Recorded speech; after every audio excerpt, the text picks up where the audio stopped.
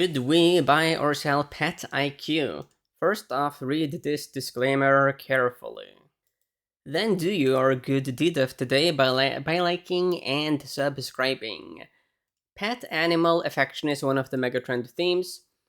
Looking at PetIQ, we are in the pet healthcare business, 11% from the 52-week low, minus 73% away from the highs. Here is their website. A bit of a strange aesthetic to the site. It doesn't have the typical colors that we see in healthcare stocks. Almost looks like a sports website initially. The smarter approach to pet health. PetIQ is redefining pet health by giving pet parents a smarter way to take care of their pets and creating exceptional value for retailers, manufacturers, and shareholders. Yeah, pet parents is possibly one of the most awkward phrases out there. So yeah, let's look at the charts like this. Go big picture, weekly data points, and we are pretty close to all-time lows for PetIQ. However, we have been much higher in the past. The question is, how different are things now versus what we have seen in the past?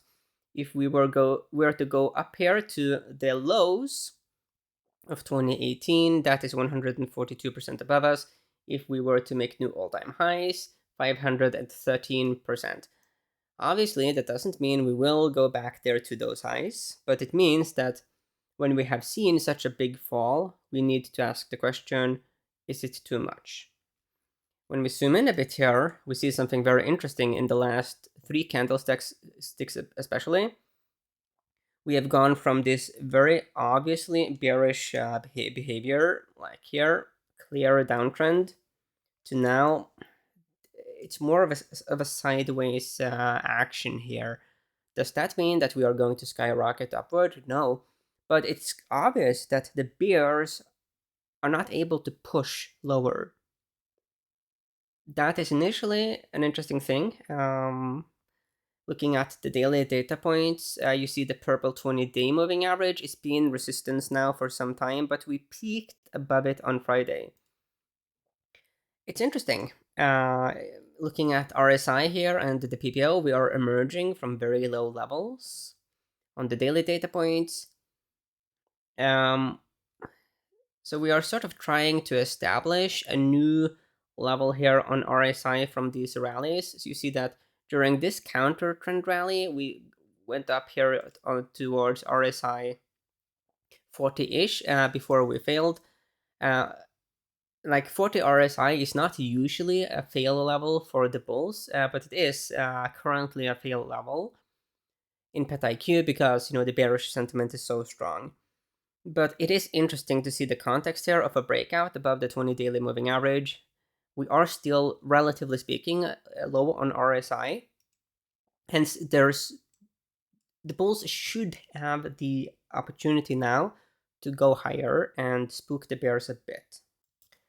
In this case, I write 20 DMA breakout. We also have consolidation. I will give the bulls a 2 here on the technicals. They have a lot to prove, but we are seeing at least the bulls stopping the bears from pushing us lower. Let's look at the seasonality. We do not get any data here to the right, to the left, over the last 5 years. Yeah, we do see that November is a weak month. That's not good. November is around the corner. Over the last 6 years, and November is one of the, well, it is actually the weakest month. Obviously, that is not bullish. However, December and January are some of the strongest months. So sure, the bears could have some fun in November. The problem for the bears is that we are already at a very, very low level. And this is not like shorting a stock that is at all-time highs and there is a weak month right around the corner. This is a stock that is already at all-time lows, and there is a weak month in November. So the context here is very different. I will give the Bears a -3 here on the seasonality, but the big caveat here is that the context is so different, given that we are at these very key lows. I don't think there's a lot of bears out there that are very ecstatic about shorting a stock at a level that could be facing a short squeeze. I mean, there's simply better opportunities out there for the bears. Here is Saks.com with some fundamental analysis for us. The Saks rank is a 4 sell, bearish, B value, but there's F growth, C momentum, so the style scores are messy. Industry rank bottom 46%, medical products. Yeah, there is no yield. The company's market cap is 215 million US dollars. Looking at the insider activity, we do see accumulation, buy. So in August and September, the insiders were buying shares, no selling. That is bullish. Looking at the consensus estimates, and there are 6 analysts covering the stock. The average price target is 244% above us. Highest is 305% above us. The lowest price target is 183% above us. So there's definitively value in this stock. It's also very interesting that the insiders are buying, so I give a 6 here on the fundamentals.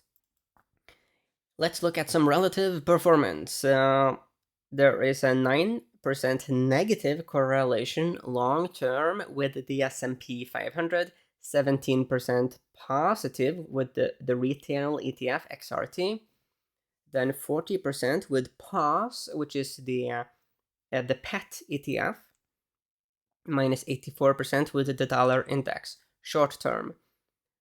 80% positive with the S&P 500, and you have 80% with the retail, 95% with POS, then minus 93% with the dollar index.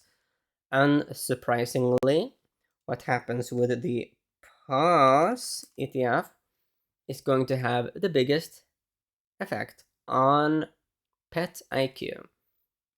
Here is the chart.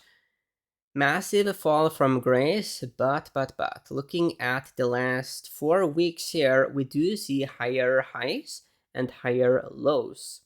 Looking at the daily data points, we do see a battle with the purple 20-day moving average here. In this case, we haven't yet seen that breakout. The but here is that we are seeing some pressure on that resistance level. The bulls were able to play around a bit above it back here.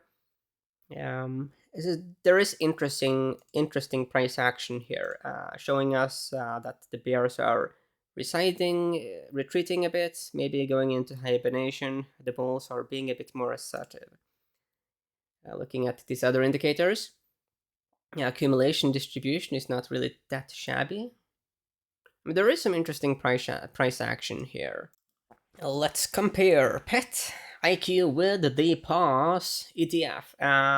In this pair, we are at lows, all-time lows. We are emerging from an interesting RSI level. If we go here to the daily data point, we are seeing PetIQ outperform-ish against the pet care ETF. We don't get any seasonality data. Let's look at POS against, let's take the XRT, which is the retail ETF. We start here with the weekly data points.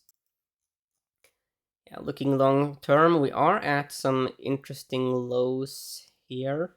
You could certainly make the case that back here, like that, and like that, we had a double bottom. We still haven't seen the double bottom result in momentum to the upside, but there is something here that could mean that pet care will outperform the broader retail ETF. You could argue that the pet care ETF is more of a healthcare ETF, but I do think that this is more in the discretionary space. Okay. Anyway, I give the Bulls a 4 here on relative performance. We end up with a 2.3 in favor of the Bulls. Entry signal is 20 daily moving average breakout, and we are emerging from a consolidation pattern. So all in all, there is some interesting behavior here. Let's now run through some charts in the pet care ETF.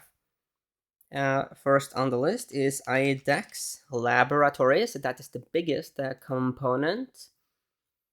So here are the weekly data points. So the thing here is this purple 20-week moving average. Short, short, short, short, and short. It's a great place to be a short seller. We have seen some rejection and gains for the bears, but then again, the bulls are sort of protecting the lows as well. So there's some interesting things here with IDAX, but it's messy. It's messy. It's a bit of a too much of a battle between the bulls and the bears. And the bearish gains have already sort of been made. We have seen that rejection, so it's a bit messy. Suetis is the next on the list. Like that. Let's go a bit further back. We don't have much in terms of reaction with the red 200-week moving average.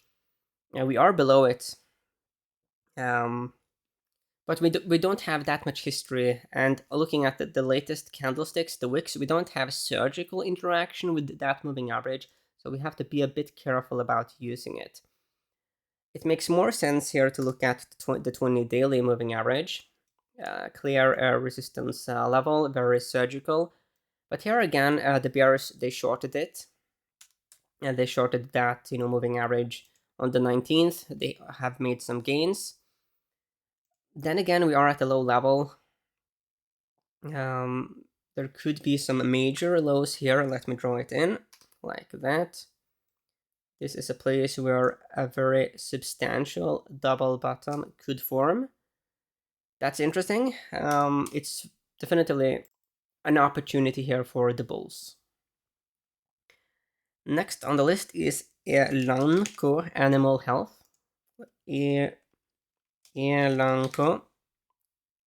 Let's get it. Elan. Yeah, pretty darn bearish. A very, very, very low level.